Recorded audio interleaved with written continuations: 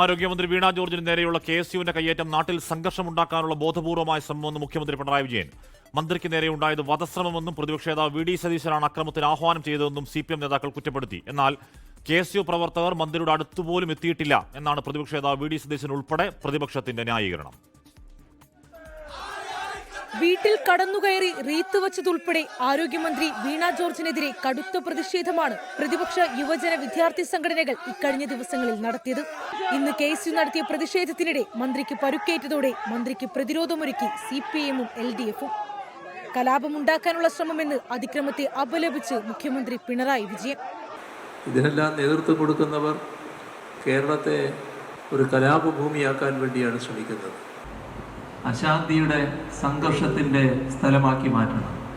അതിനാണ് ബോധപൂർവമുള്ള ശ്രമം ആരംഭിക്കുന്നത്. മന്ത്രിക്കെതിരെ വധശ്രമമാണ് ഉണ്ടായതെന്നും ആക്രമണത്തിന് ആഹ്വാനം ചെയ്തത് പ്രതിപക്ഷ നേതാവ് VD സതീശനാണെന്നും കുറ്റപ്പെടുത്തി CPM നേതാക്കൾ. ഇത് ആസൂത്രിതമായിട്ട് പ്ലാൻ ചെയ്ത ഒരു പദ്ധതിയുടെ ഭാഗമാണ്. കൈക്കും കഴുത്തിനുമെല്ലാം പരിക്കേറ്റിരിക്കുന്നു. കോൺഗ്രസ് ഉൾപ്പെടെ അറിഞ്ഞുകൊണ്ട് യൂത്ത് കോൺഗ്രസും KSUവും കൂടി ചേർന്ന് സംഘടിപ്പിച്ചിട്ടുള്ളത്. എന്നാൽ KSU നടപടിയെ തള്ളിപ്പറയാൻ പ്രതിപക്ഷ നേതാവ് VD സതീശൻ ഉൾപ്പെടെ തയ്യാറായില്ല. KSUകാർ പ്രതിഷേധം നടത്തിയെന്നുള്ളത് ശരിയാണ്, പക്ഷേ അവരുടെ അടുത്തുപോലും എത്തിയിട്ടില്ല. ഒരാളും എത്തിയിട്ടില്ല. 3-4 KSU പ്രവർത്തകരാണ് ഉണ്ടായിരുന്നത്. 30-35 പോലീസുകാരുണ്ടായിരുന്നു.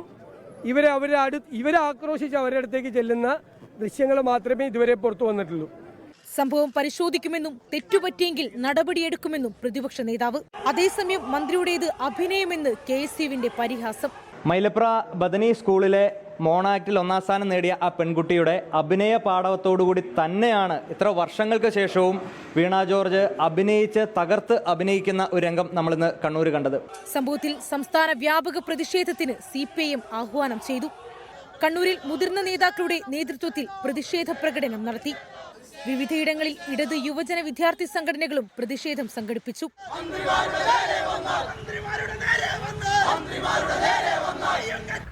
24 തിരുവനന്തപുരം. ലോകത്തെവിടെയായാലും ഏത് സമയത്തും 24 വാർത്തകളും ഓഗ്മെന്റഡ് റിയാലിറ്റി പാക്കേജുകളും എക്സ്പ്ലെയിനറുകളും വിശദമായി കാണാൻ ഞങ്ങളുടെ YouTube ചാനൽ നിങ്ങൾക്ക് സബ്സ്ക്രൈബ് ചെയ്യാം.